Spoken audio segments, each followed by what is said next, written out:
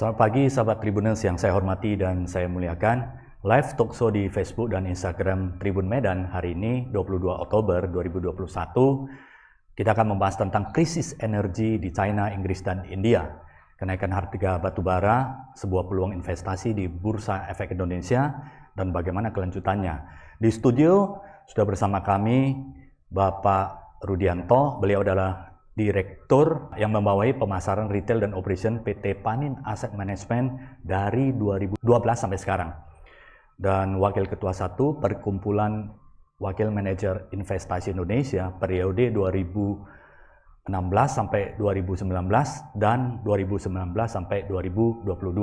Beliau juga adalah anggota Dewan Pembina Yayasan Lembaga Sertifikasi Profesi Pasar Modal Indonesia periode 2019 sampai 2022. Beliau juga adalah tim pengajar Asosiasi Pengelola Reksadana Indonesia. Dan beliau juga luar biasa, sudah melakukan publikasi buku terbitan Alex Media, Gramedia.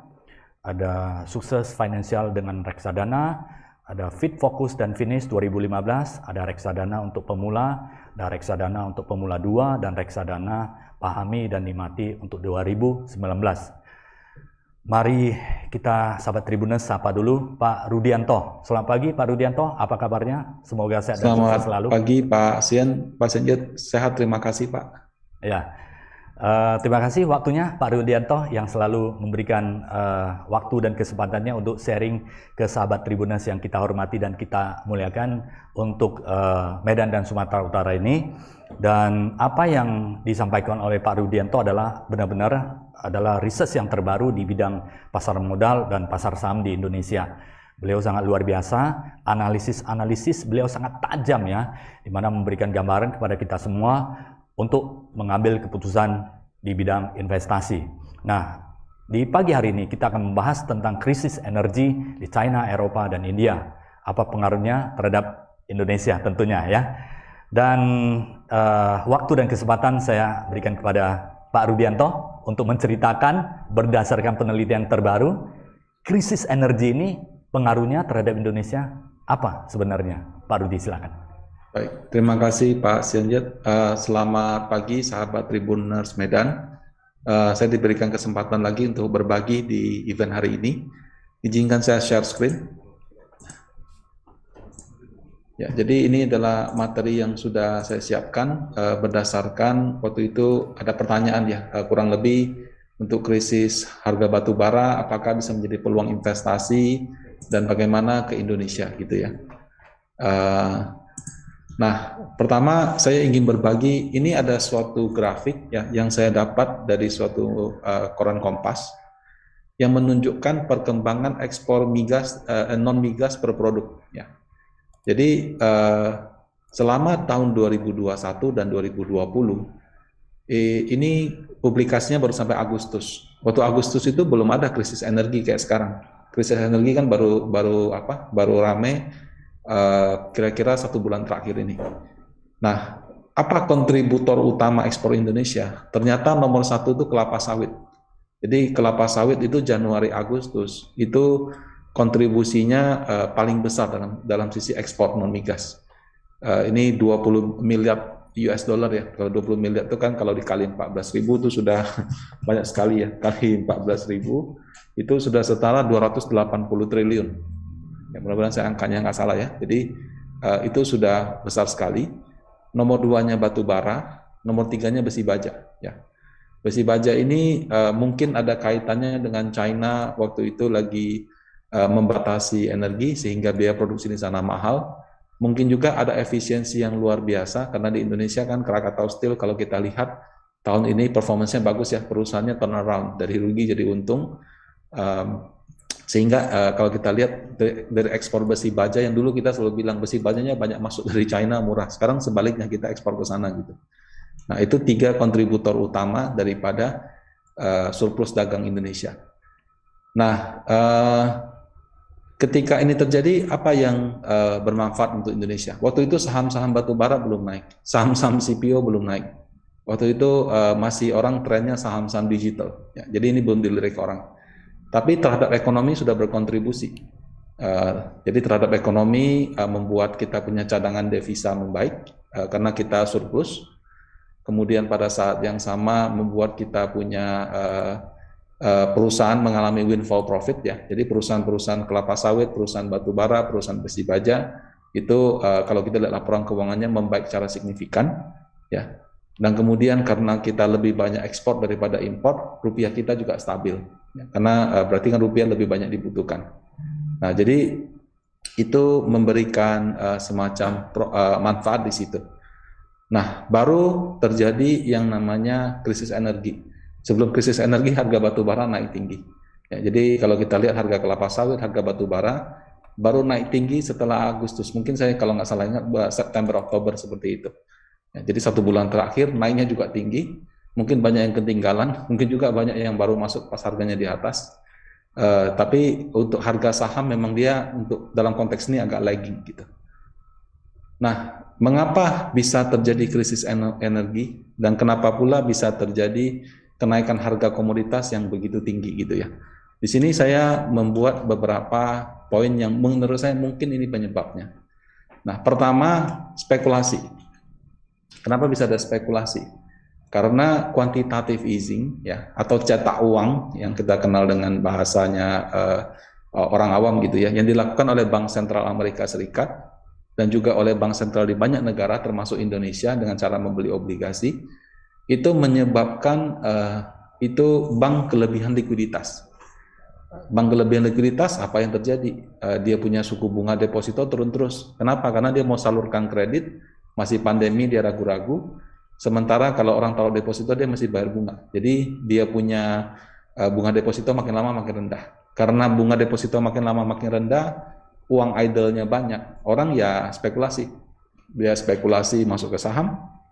Dia spekulasi mungkin masuk ke obligasi, dia spekulasi masuk juga ke aset-aset kripto, ya. Dan juga kalau untuk investor asing yang di luar negeri, mereka juga bisa spekulasi masuk ke kontrak-kontrak futuresnya komoditas.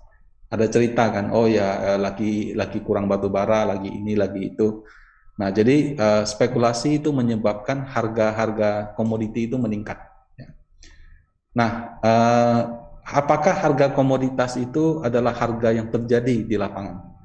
Nah, kalau kita bilang harga yang kita lihat ya, misalnya Brent price, Newcastle, batu bara, itu harga forward atau harga futures ya.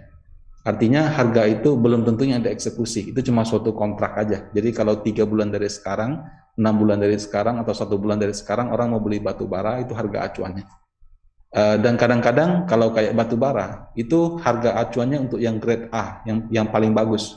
Jadi kalau bensin itu kayak ada Pertamax, ada Pertalite sama premium, batu bara juga sama. Ada yang grade A, ada yang grade B, ada yang grade C. Jadi makin kecil grade-nya, asapnya makin banyak, makin kotor gitu. Nah, kalau harga batu bara yang kita lihat $250, $200 atau berapapun itu yang grade A-nya ya. Nah, kalau yang di Indonesia mungkin kita punya kalori nggak setinggi itu. Jadi mungkin harganya yang terjadi itu 60-70% daripada harga brand. Jadi kalau misalnya dia bilang dia 200, mungkin kita harganya 100 sampai 120. Ya. Nah, jadi belum tentu ya kalau kita bilang, oh ini harga batu bara 200, langsung kita hitung-hitungan bumi setiap tahun produksi batu bara 87 ton. Berarti langsung kita kalikan, karena harga jual bumi itu belum tentu dengan harga itu. Ya. Jadi ada unsur spekulasi dan itu harga forward atau futures, belum tentu yang dinikmati oleh perusahaan. Dan biasanya itu lebih kecil kalau untuk Indonesia, karena kita punya kalori itu kalori rendah. Nah, kemudian ada pemulihan ekonomi. Ya. Pemulihan ekonomi ini juga menjadi salah satu unsur spekulasi. Jadi orang menjadi lebih banyak mengkonsumsi ya. Sekarang sudah bulan ber, kalau di Indonesia itu bulannya orang nikah, kalau di luar negeri itu memasuki musim dingin.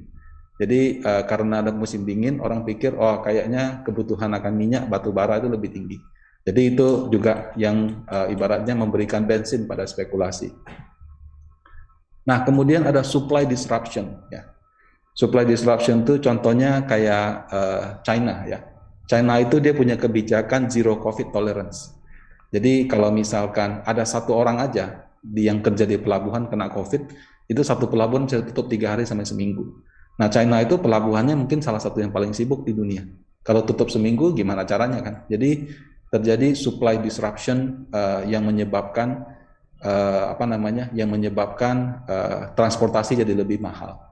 Kemudian kalau di Indonesia, misalnya untuk batu bara, kalau hujannya terlalu lebat itu juga mempengaruhi supply, ya, sehingga menyebabkan produksi batu bara itu menurun. Kemudian kalau yang kelapa sawit, waktu pandemi 2020 lalu, ya, waktu itu Malaysia kan banyak produksi sawit. Untuk memetiknya biasanya mereka pakai tenaga kerja asing. Gara-gara pandemi orang kerja asing nggak bisa masuk, jadi biaya untuk nggak ada orang yang untuk metikin semua sawitnya gitu loh. Itu menyebabkan kekurangan tenaga kerja. Nah itu akhirnya produksinya mungkin tidak sebanyak biasanya, inventorinya menurun. Jadi gangguan-gangguan pada supply, ya, itu menyebabkan supply demand-nya tidak sama sehingga harga energi itu naik. Nah, ketegangan politik, ya, penghasil batu bara yang besar di dunia dan juga salah satu pengekspor batu bara yang besar itu Australia ke China. Nah, permasalahannya Australia mengkritik, ya, jadi dia mengkritik kebijakan tentang hak asasi manusia di China, dia mungkin mengkritik kebijakan-kebijakan yang lain, dan kita tahu sendiri China nggak begitu suka.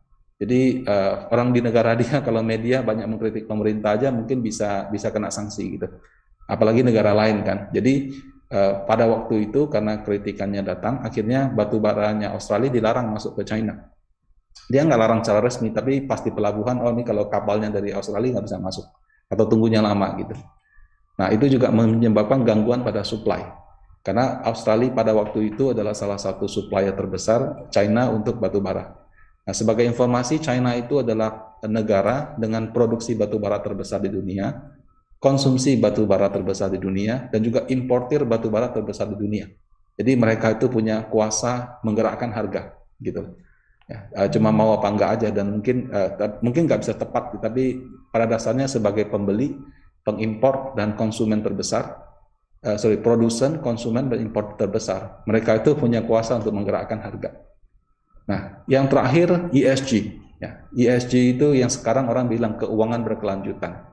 E itu environment, S itu social responsible, G itu good corporate governance. Nah, sekarang kan kalau kita lihat sekarang bilangnya tema hijau, tema ESG. Pada saat dibedah lebih dalam, katanya mereka mau menghindari, kalau dulu kita syariah non syariah itu kan syariah yang yang harus yang halal gitu. Rokok nggak boleh masuk, bank nggak boleh masuk.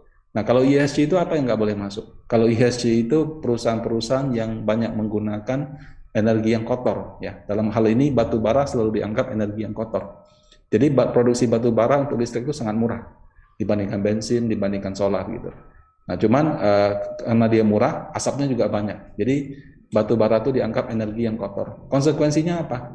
Jadi kalau misalnya ada perusahaan asing, ya, dana di Eropa, dana di Amerika Serikat, mereka punya reksadana, punya produk atau apa ya, dia bilang ESG, nggak boleh masuk ke saham batu bara misalnya, ya, nggak boleh masuk ke saham yang menurut mereka merusak lingkungan. CPO, ya, kelapa sawit itu juga menurut ESG nggak masuk. Kenapa?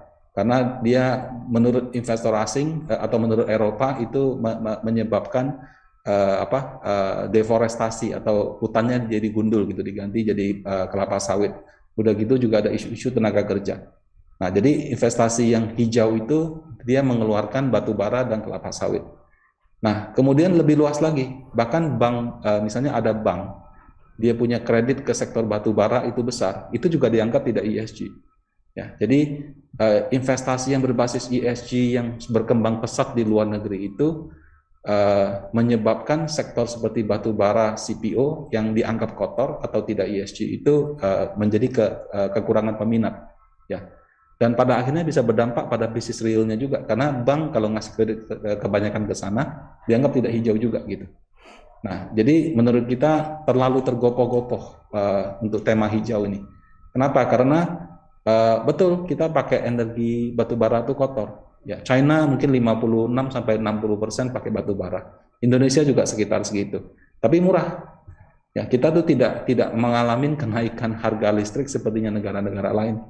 Jadi kalau kita mau ganti semua ke solar, ganti semua ke nuklir, Satu, belum tentu kita bisa bangun nuklir, ya. Kedua, kalau bisa bangun harganya berapa dan berapa tahun gitu. Jadi kita itu menurut saya karena orang terburu-buru loncat ke ESG, berasumsi ESG itu menyebabkan yang namanya hijau itu membuat pengaruh ke saham-saham tersebut gitu. Nah, ini ada satu grafik yang saya dapat dari Verdana Sekuritas, ini sangat bagus ya. Jadi ini adalah harga batu bara yang dari 2009 sempat naik terus turun, di bawah terus. Kemudian ada harga kelapa sawit. Ya. Nah, ini adalah company punya capital expenditure. Ya. Ini ekspansi lah. Kalau batu bara mereka ekspansi, ini capex-nya gitu. Ini CPO. Ya. Nah, kalau kita lihat mereka tuh puncak-puncaknya 2012. Ibaratnya perusahaan itu melakukan investasi. Nah, kalau kita berbicara batu bara, kita berbicara CPO, sebetulnya prinsipnya kan gini, suatu perusahaan, yang namanya batu bara kan, produksinya bisa ada terus itu bagaimana? Ya karena dia perusahaan keluarkan uang, dia cari lagi di mana ada tambang, kemudian tambangnya dia keluarkan uang untuk bisa gali. Jadi dia meningkatkan dia punya cadangan batu bara. Semakin sedikit capex, berarti kan orang cuma fokus, ya sudah yang sudah ada kita tambang aja. Nah, kenapa orang mengurangi capex-nya begitu banyak? Ya, sama juga terjadi di CPO. Ya, pertama ya harganya lagi turun. Kalau Bapak Ibu pengusaha kelapa sawit, ya sawitnya lagi diboikot di Uni Eropa, kemudian harganya jatuh, kita mau nggak keluar uang banyak untuk pupuk, keluar banyak uang untuk merawat sawit itu? Tentu kita juga kurangin dong kita punya expense. Nah, pada saat yang sama kita hanya mengandalkan yang ada. Nah, sawit itu kan kalau nggak kita pupuk dengan baik, nggak kita melakukan peremajaan atau apa, ya produksinya 3-4 tahun lagi akan menurun. Nah, itu ketika harga sawit lagi jatuh, banyak perusahaan tuh mengurangi dia punya capex, dia punya investasi. Akibatnya apa? Ketika sekarang ada peningkatan permintaan, itu nggak naik, inventory perusahaan susah naik. Kenapa? Karena nggak ada kebun yang baru, nggak ada kelapa sawit yang baru, dan sawit yang lama mungkin tidak dirawat dengan baik, sehingga dia punya imbal hasil berkurang. Nah, jadi karena susah untuk bisa meningkatkan supply dengan cepat, ya berarti kemungkinan harga yang tinggi ini masih bisa agak bertahan, gitu ya. Bukan kalau yang sekarang memang ketinggian, jadi dia pasti bisa koreksi. Tapi koreksi pun harusnya tidak akan turun sampai ke level yang buat perusahaan rugi lagi. Nah, karena pada saat sekarang permintaan lagi naik, supply-nya itu tidak bisa mengejar dengan cepat. Kenapa nggak bisa mengejar dengan cepat? Ya karena perusahaan beberapa tahun belakangan mengurangi capex-nya. Nah, itu. Nah, sama kayak kemarin saya juga baca satu artikel di koran Kompas juga. Dia bilang menarik. Angkasa Pura, ya. Sekarang dia punya pengunjung 1 bulan kalau nggak salah sudah trafficnya naik. Kalau nggak salah waktu pandemi cuma 1 bulan berapa puluh ribu, sekarang 1 bulan bisa mungkin mendekati 1 juta penumpang. Tapi ada masalah baru lagi, masalah barunya apa? Pesawatnya nggak ada sekarang. Jadi waktu pandemi kan semua perusahaan penerbangan lagi dalam situasi sulit. Mereka cicil pesawat, nggak bisa bayar, pesawatnya dikembalikan. Pas ngembalikan pun mungkin ribut dulu sama yang bikin pesawat. Lu gimana? Masa saya yang ditanggung rugi? Nah sekarang begitu kondisi sudah mulai membaik, yang beli tiket sudah mulai banyak, pesawatnya nggak ada gitu. Jadi kalau yang namanya penerbangan, dia mau menambah jadwal pesawatnya juga nggak ada. Minta balik sama lesornya yang kasih pesawat itu, belum tentu mereka mau kan. Habis kemarin pas kamu lagi susah, saya disuruh tanggung rugi semua. Sekarang kamu udah lagi bagus kok, gimana hitung-hitungannya gitu. Ya, jadi pandemi ini juga menyebabkan supply disruption pada banyak hal. Ya. Nah, terus dalam kaitannya pasar modal gimana Pak? Apakah sektor batu bara itu masih menarik dan lain-lain?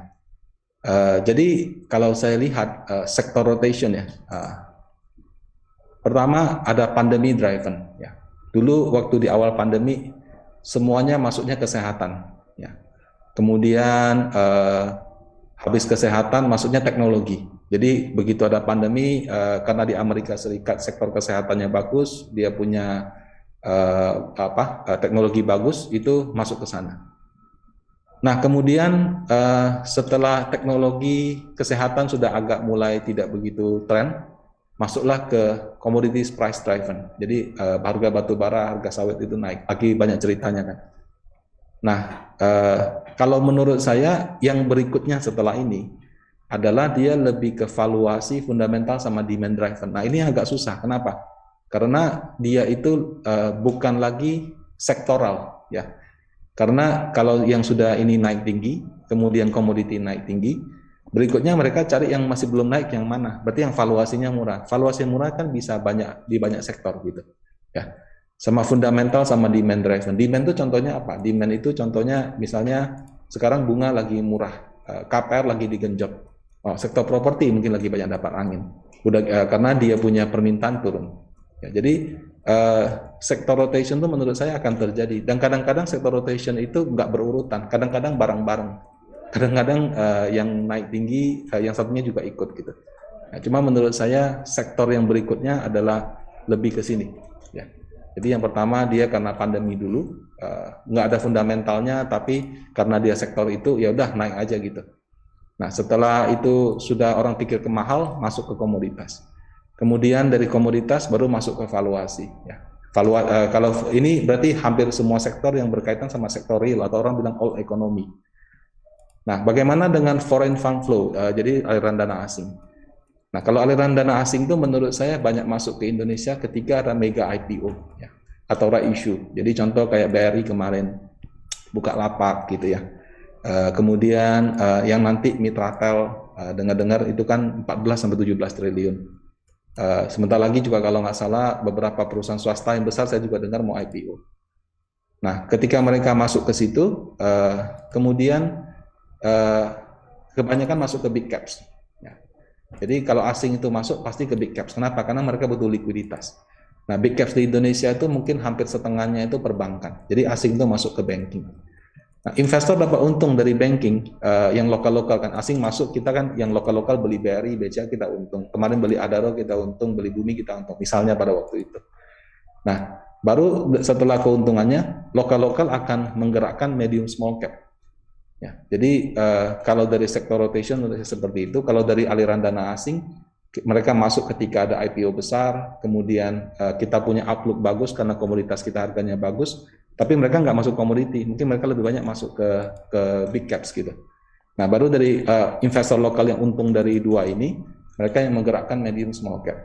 Nah, sama seperti ini, kadang-kadang pergerakannya itu tidak berurutan, kadang-kadang bisa bareng-bareng, kadang-kadang bisa berubah dengan cepat. Nah, kalau secara teori sih, kalau asing masuk big caps, naiknya itu ya mungkin 20% sudah bagus. Tapi kalau yang medium small cap, kalau yang fundamentalnya bagus, naiknya bisa jauh lebih tinggi daripada itu. Nah, jadi menurut saya kenaikan untuk saham yang berikutnya itu akan tidak lagi karena harga komoditas atau karena suatu isu yang menarik, tapi lebih kepada valuasi. Ya. Nah, sehingga reksadana-reksadana yang misalkan pada tahun-tahun sebelumnya atau year to date kalah dengan IHSG, karena dia tungguin di sini terus, atau dia tungguin di sini, ketika gilirannya sampai, dia itu bisa mengejar ketinggalannya. Jadi bisa saja reksadana yang misalnya dia performance yang kalah dengan indeks, mulai mengejar karena alirannya sudah seperti ini. Nah, bisa juga reksadana yang tadinya sudah mengalahkan IHSG bisa terus mempertahankan karena pengelola reksadana itu dinamis. Mereka tidak masuk satu sektor diam terus di sana. Bisa juga kalau pas lagi bagus di sini mereka pindah ke sini, pas lagi bagus di sini mereka pindah ke sini. Nah, jadi ini mungkin beberapa sharing saya untuk hari ini. Selanjutnya kita bisa mungkin masuk ke sesi tanya jawab dipandu Pak Sianjit. Silakan Pak Sian. Baik, terima kasih Pak Rudianto untuk presentasi awal dengan dukungan data yang sangat menarik ya. Nanti ada beberapa pertanyaan yang kita akan diskusi lebih lanjut. Dan untuk sahabat Tribuners yang ingin mengajukan pertanyaan, silakan di kolom chat di live Facebook dan Instagram, nanti akan dijawab oleh Pak Rudianto langsung ya. Nah, pada kesempatan ini saya dan mewakili teman-teman di sahabat Tribuners ya, dan di studio ingin mengucapkan selamat terlebih dahulu kepada Panin Asset Management ya, baru mendapatkan penghargaan Best Syariah 2021 dari majalah Investor Infovesta. yaitu sebagai reksadana kategori campuran syariah periode 1 tahun yang terbaik di 2021. Selamat ya Pak Rudianto dan Panin Asset Management ya. Terima kasih Pak. Ya, kami juga terima kasih atas dukungan Bapak Ibu yang menjadi investor di reksadana kami.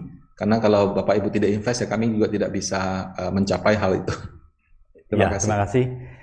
Luar biasa ya, Panin selalu berlangganan dengan prestasi-prestasi yang luar biasa karena di dalam manajemen ya, Panin Asset Management itu memiliki analis-analis dan kemudian peneliti-peneliti yang terbaik ya, yang terbaik di pasar saham dan pasar modal termasuk reksadana, berbagai informasi yang teraktual di dunia, Asia dan kemudian Indonesia selalu menjadi yang terdepan. Oleh karena itu tidak heran makanya investasi di Panin Asset Management selalu menguntungkan bagi kita semua ya.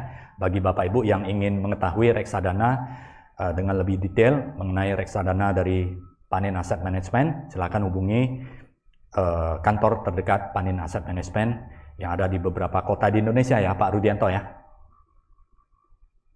Benar Pak, ya termasuk juga di cabang Medan Pak. Ya, silakan ya. Bapak Ibu yang ingin mempelajari investasi di reksadana silakan ke kantor Panin Asset Management yang memberikan support kepada Anda semuanya. Nah ini Pak Rudianto ini sangat menarik sekali ya, di mana tadi capex ya untuk batu bara dan kemudian untuk coal dan sawit itu 2012 itu adalah puncaknya dan kemudian dilihat dari grafiknya terjadi penurunan dan 2-3 tahun belakangan ini ada terjadi kenaikan tetapi tidak sesignifikan tahun 2012. Ini artinya secara supply itu pasti terbatas ya karena kapasitas produksi yang terbatas, namun demand-nya sangat besar ya, sangat besar karena kebutuhan energi sangat besar. Nah ini apakah ini akan menyebabkan karena produksinya terbatas, ini akan menyebabkan nantinya krisis energi ini akan berlangsung lama ini Pak Rudianto? Baik Pak, jadi krisis energi ini kalau saya sih selalu berpendapat Pak ya, kalau masalahnya adalah di supply, ya kan kita misalnya bisnismen Pak, kita tahu misalnya sekarang barang A lagi banyak dibutuhkan, supply-nya lagi susah, ya mungkin saya jor-joran Pak untuk invest, sehingga masalah supply itu menurut saya bisa ditangani dengan cepat. Ya, walaupun ya kalau kita lihat memang beberapa tahun lagi mereka mengurangi capex, tapi kan alternatif banyak Pak. Mungkin orang pakai batu bara, mungkin pakai sawit, mungkin ambil dari mana. Kalau kayak China kan dia nggak bisa ambil dari Australia, dia ambilnya dari Mongol, ambil dari mana gitu ya. Nah, cuman memang sekarang permintaan sedang tinggi karena musim dingin, karena ekonomi lagi pulih, jadi orang kayak balas dendam gitu ya, banyak jalan-jalan, banyak konsumsi banyak. Nah, kalau menurut saya yang akan menikmati untungnya paling banyak daripada krisis energi ini adalah perusahaan batubara atau perusahaan sawitnya. Dalam artian, kalau batubara saya kurang tahu detailnya, tapi kalau saya baca seperti Bumi ya, Bumi itu dia punya biaya produksi mungkin cuma bangsa 36 sampai 40 dolar. Nah, harga batubara acuan Indonesia sekarang 150. Saya nggak tahu harga jual Bumi berapa. Mereka kan bilang sempat 70-80. Tapi basically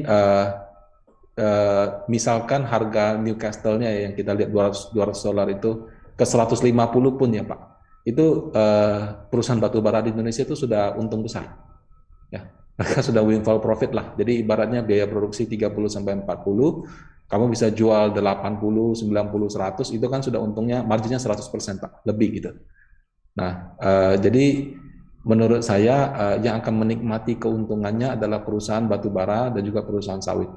Nah, apakah itu akan terrefleksi daripada harga sahamnya? Itu jadi satu pertanyaan yang menurut saya agak sulit terjawab. Kenapa? Karena begini, sekarang kan ada ESG, ya, yang saya bilang tadi.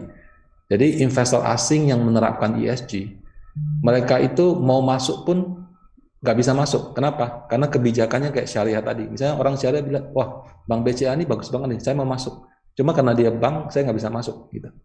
Nah, jadi ESG ini menurut saya akan berdampak terhadap sebagian investor asing yang mungkin mau masuk jadi nggak bisa masuk karena kebijakannya.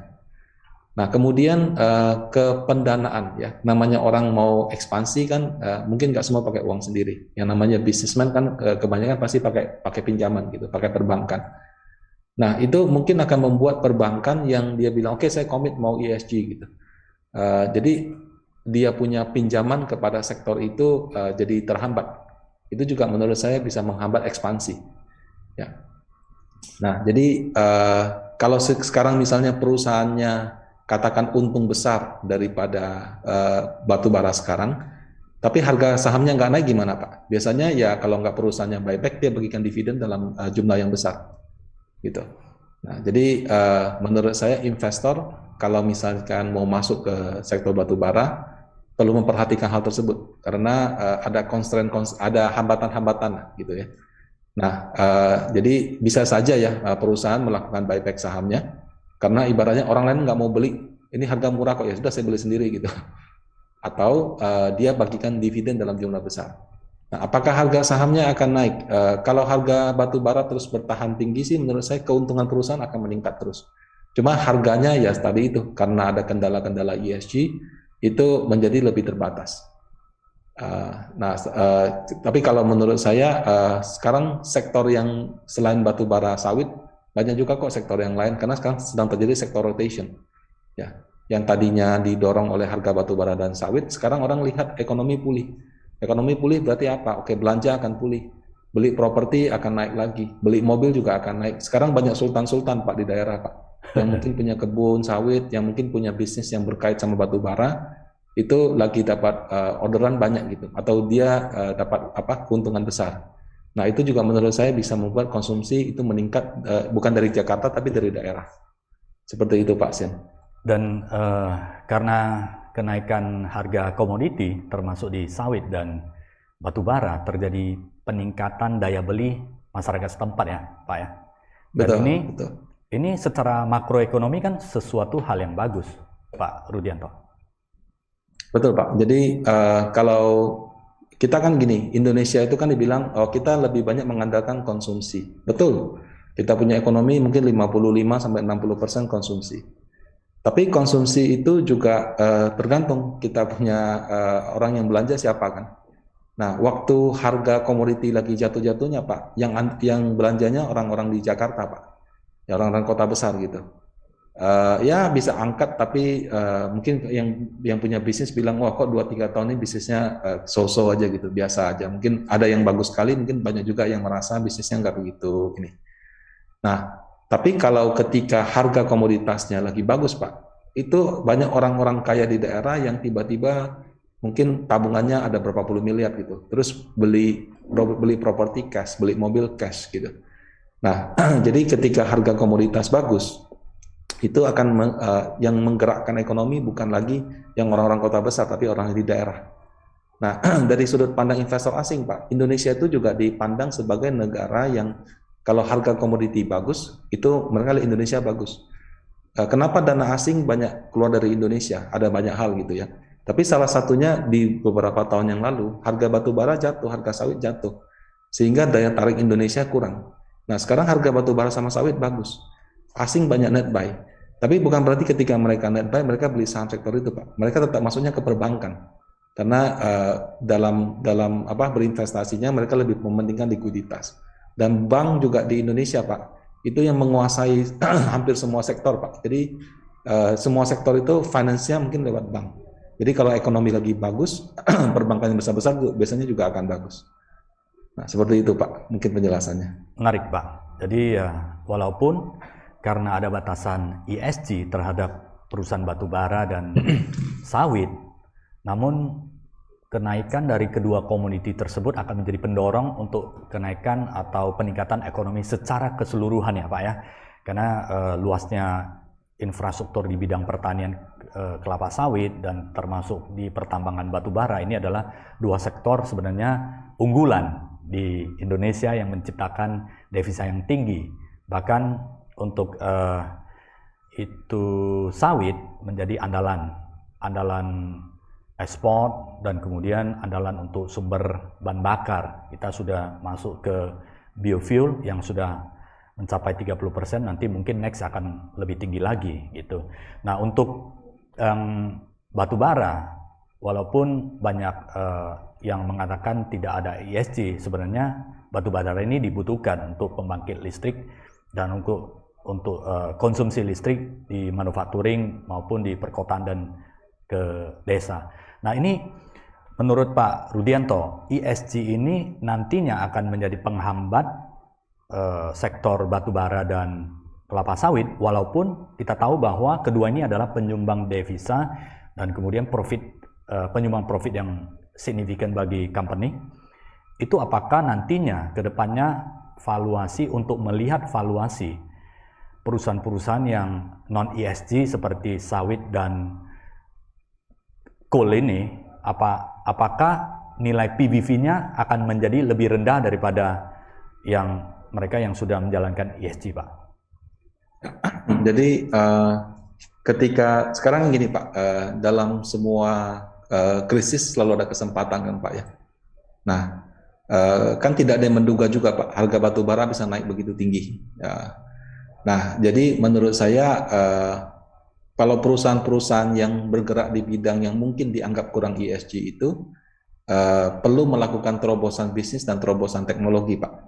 Contoh kayak dulu minyak, Pak. Harga minyak waktu tinggi, waktu harga minyak lagi tinggi-tingginya, itu terjadi terobosan teknologi di Amerika untuk shale oil, ya. Shale oil atau shale gas itu adalah minyak itu kan dulu yang kita tahu pipanya dimasukin ke dalam bumi, terus minyaknya mencerat keluar. Itu produksinya murah Pak, mungkin cuma belasan dolar gitu. Kemudian di Amerika Serikat minyak yang begitu sudah pada kering Pak.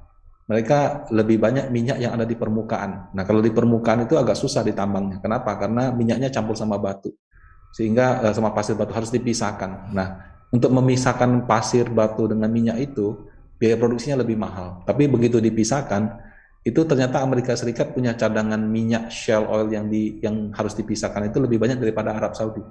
Nah dulu harus memisahkan tuh mahal Pak produksinya, mungkin bisa $50, $60 atau $40 gitu. Tapi waktu harga minyaknya $100, akhirnya produksi itu bisa dilakukan. Dan kemudian karena berjalan mereka untung, mereka melakukan terobosan teknologi, akhirnya produksi shale oil makin lama makin murah. Ya. Jadi harga minyak bumi yang tinggi pada waktu itu memicu terobosan teknologi pada shale oil. Nah, Indonesia menurut saya juga bisa melakukan hal tersebut dalam artian ketika harga batu bara lagi tinggi, kita lihat beberapa perusahaan itu masuk ke energi terbarukan. Ya, jadi mereka dapat untungnya mereka misalnya investasi pada energi yang lebih bersih. Nah, kemudian kalau ada juga yang tadinya cuma ekspor mentah, sekarang mereka mendirikan pabrik untuk mengolah barang mentah menjadi barang setengah jadi atau barang jadi. Nah, menurut saya perusahaan-perusahaan yang mampu melakukan terobosan, jika dia mampu melakukan terobosan teknologi atau terobosan bisnis, itu mungkin saja Pak bisa melepas label dia tidak bersih atau tidak ESG itu. Ya, itu yang pertama. Terus yang kedua, orang saya lihat juga mungkin menginterpretasikan ESG itu juga belum terlalu tepat. Kayak China dia bilang 2030 dia masih akan meningkatkan konsumsi batu baranya, 2060 dia baru karbon neutral.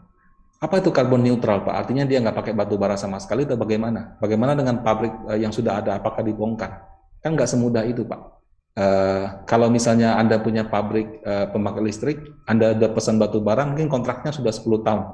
Kalau kita misalnya sudah jalan 3 tahun terus kita tutup, pabrik kita rugi, kita juga harus ganti rugi juga mungkin ke yang supplier batu bara kita. Nggak semudah itu gitu lah. Jadi karbon neutral itu menurut saya mungkin lebih kepada misalnya dia produksi listrik dari batu bara, let's say angkanya 10 ya. Dia mungkin harus produksi listrik dari mungkin tenaga surya juga 10. Sehingga kalau dijumlahkan dia netral seperti itu. Kalau saya melihatnya kayak gitu. Jadi kebutuhan batu bara itu menurut saya sampai berapa puluh tahun ke depan itu masih tetap tinggi. Nggak mungkin dia ditutup pabrik-pabriknya. Karena mau bagaimanapun seberapa kotornya, batu bara itu murah kalau untuk listrik.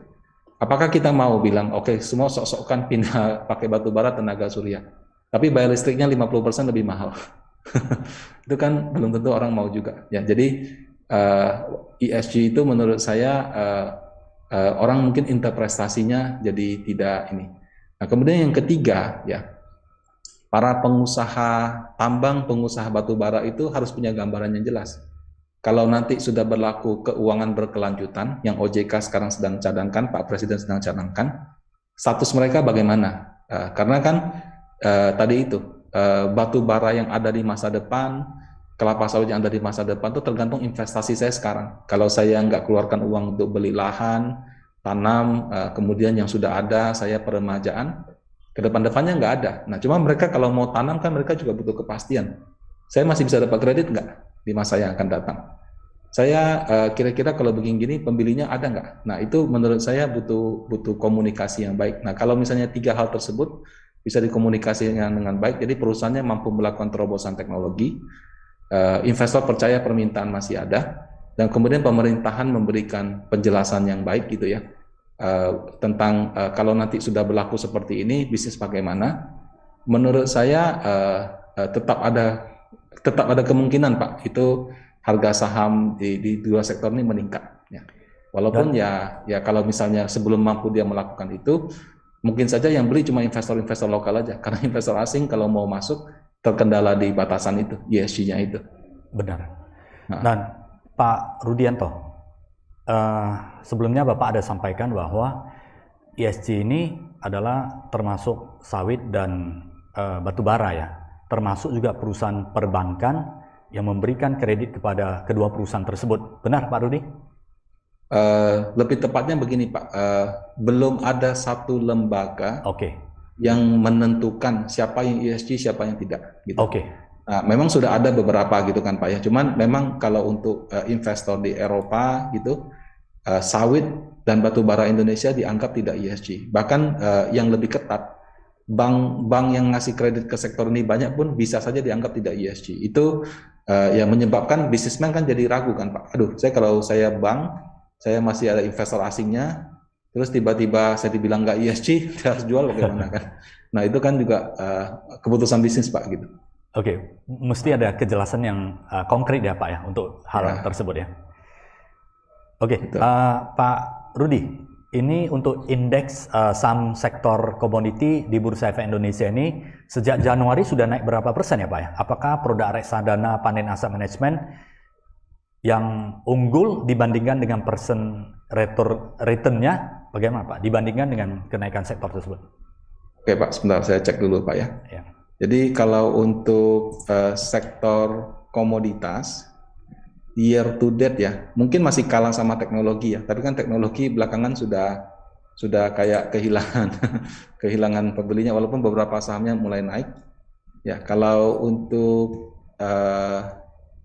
energi itu dari awal tahun naik sekitar 29%.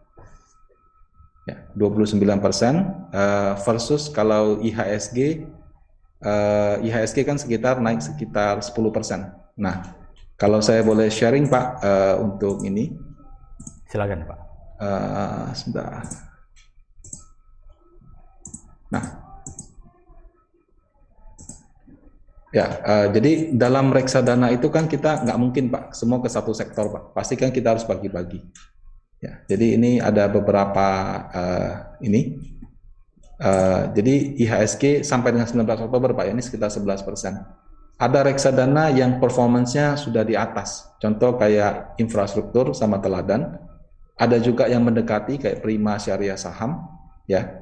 Ada juga yang mungkin masih agak jauh, kayak Betama IDX 30, Maxima dan Ultima.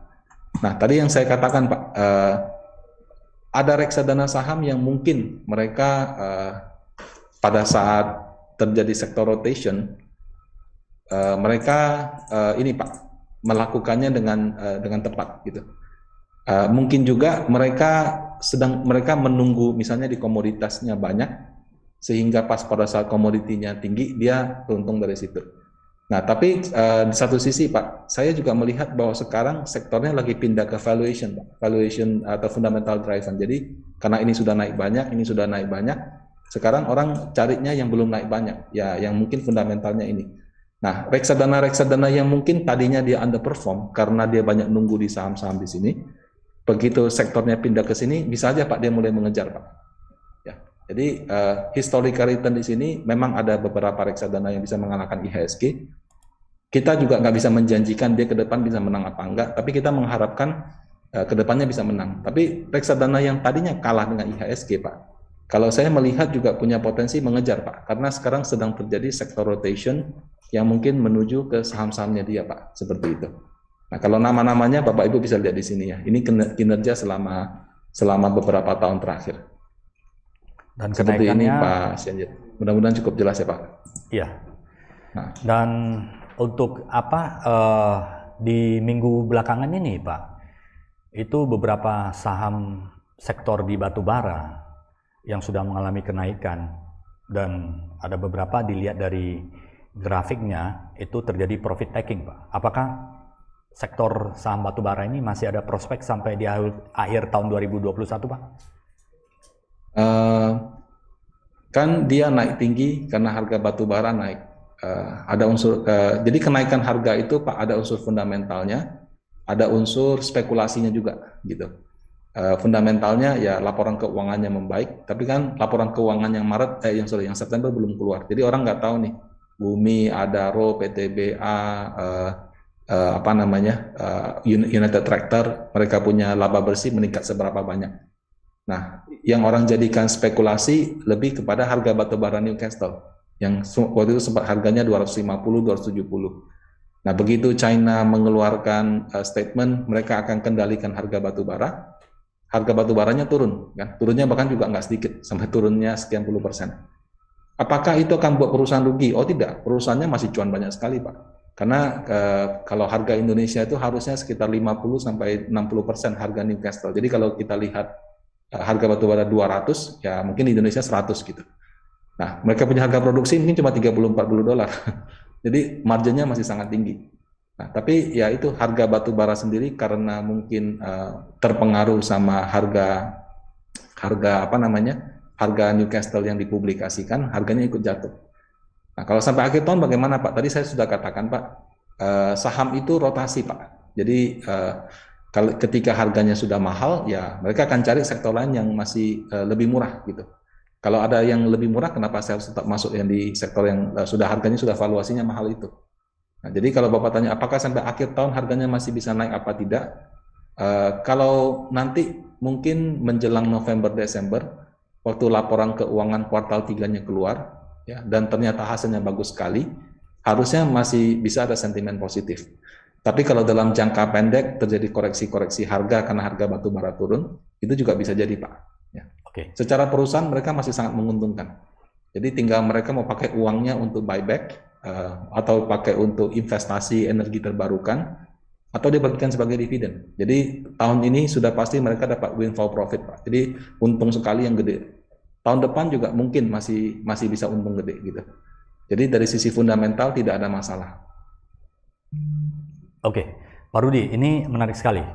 Bulan lalu saya masih ingat Pak Rudi ceritakan akan terjadi rotasi sektor, ya, dan dua pilihan kategori sektor yang Bapak selalu fokus itu adalah perbankan sama ini komoditi, especially untuk batubara. Dan terjadi memang di bulan ini, di awal bulan ini, minggu pertama dan minggu kedua itu terjadi kenaikan ya, termasuk BBRI yang pada saat itu yang Bapak sampaikan akan terjadi kenaikan karena kepercayaan masyarakat terhadap sektor perbankan ini sudah mulai naik ya, terjadi rotasi sektor.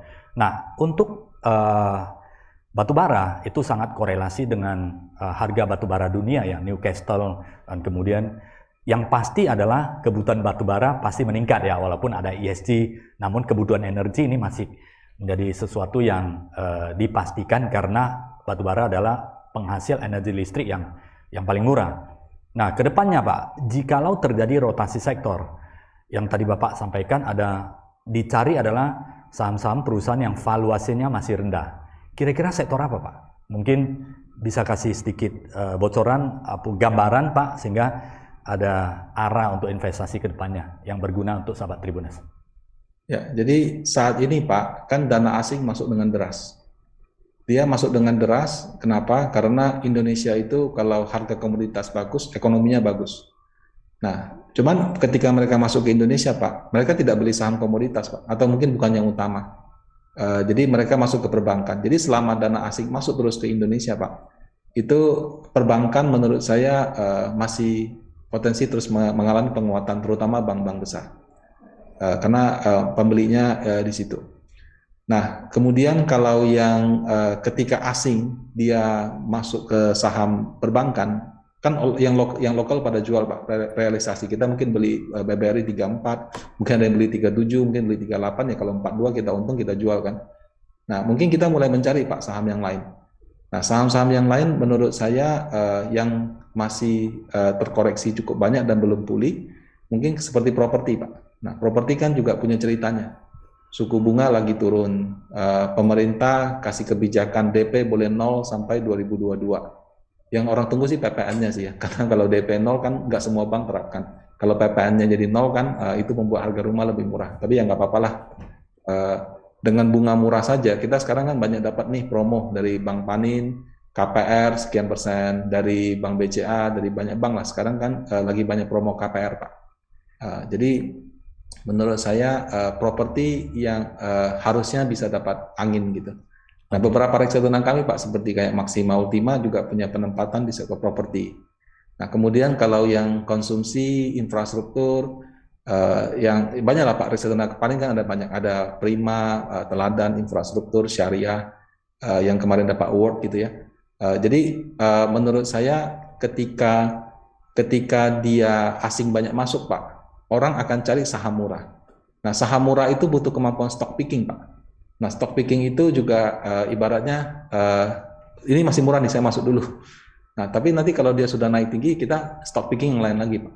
Jadi value investing itu biasanya akan lebih jalan dalam situasi seperti itu. Nah, kalau 2-3 tahun terakhir ketika asing banyak net sell, uangnya hanya berkutat di big cap saja. Jadi stock picking itu nggak jalan. Saham yang kita lihat murah, bagus, tapi kalau nggak ada yang mau beli kan harganya juga nggak akan naik.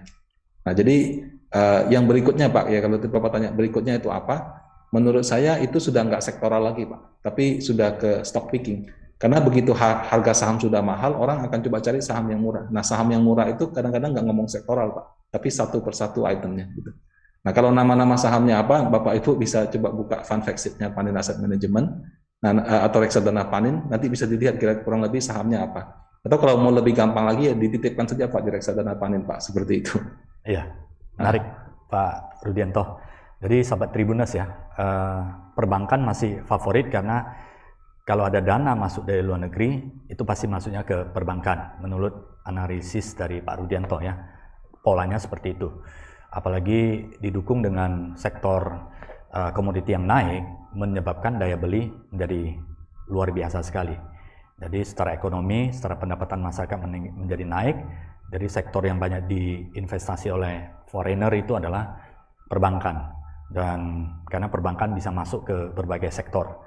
Dan analisis dari Pak Rudianto, ke depannya bulan lalu Pak Rudianto menjelaskan terjadi rotasi sektor. Sekali lagi adalah perbankan dan kemudian komoditi di bidang energi, sawit dan kelapa sawit dan batubara. Dan hal ini sudah terjadi. Dan ini hari ini ada sedikit masukan. Next rotasi sektor diperkirakan ya sahabat Tribuners ya, itu akan terjadi peningkatan di sektor properti. Untuk jenis-jenis sahamnya silakan lihat di websitenya, website resmi Panin Asset Management ya. Di sana Pak Rudianto sudah menjelaskan kalau sahabat Tribuners, para investor tidak mau pusing-pusing, percayakan pada investasi Anda kepada reksadana di Panin Asset Management. Nanti biarlah dikelola secara profesional oleh Panin Asset Management dan Anda akan enak tidur santai-santai aja ya, biarlah ada profesional yang mengendalikan investasi Anda. Nah, Pak Rudianto, tidak terasa waktu kita sudah hampir 1 jam dan sebagai penutup Pak, tips dan kemudian kesimpulan untuk sahabat Tribuners yang kita hormati. Silakan Pak Rudianto. Ya, baik Pak. Jadi sektor rotasi itu terus terjadi ketika ada satu tema yang spesifik ya, misalnya dulu waktu COVID, orang semuanya hantam kesehatan, hantam teknologi. Kemudian harga batu bara sawit lagi tinggi, masuk ke komoditi gitu.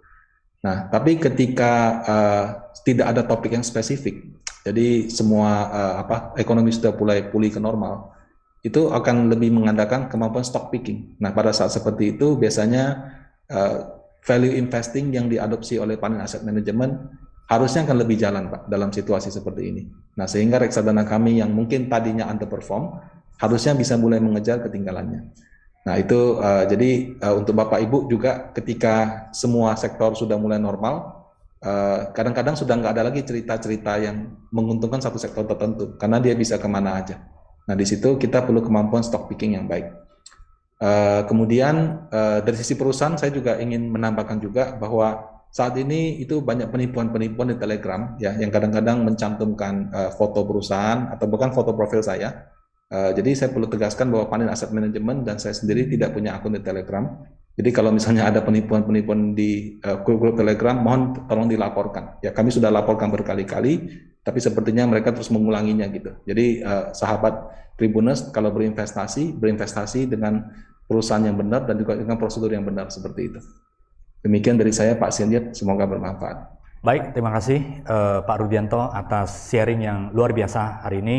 Kita semua mendapatkan masukan tentang energi, batubara, sawit, dan rotasi sektor. Mudah-mudahan ini akan menjadi masukan yang sangat berharga para sahabat Tribuners, para investor, dan jikalau para Bapak Ibu, sahabat profesional yang ingin mengetahui, belajar banyak tentang investasi khususnya di reksadana, silakan. Jangan segan-segan dan jangan sungkan untuk menghubungi Panin Asset Management untuk mendapatkan informasi yang tepat, yang bermanfaat bagi Bapak Ibu semuanya.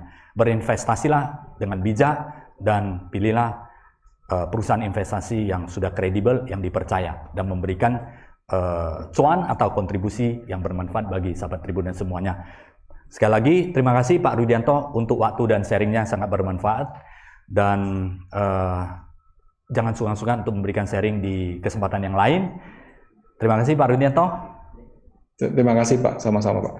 Terima kasih sahabat Tribuners yang sudah menemani kita untuk berbicara mengenai investasi selama 1 jam.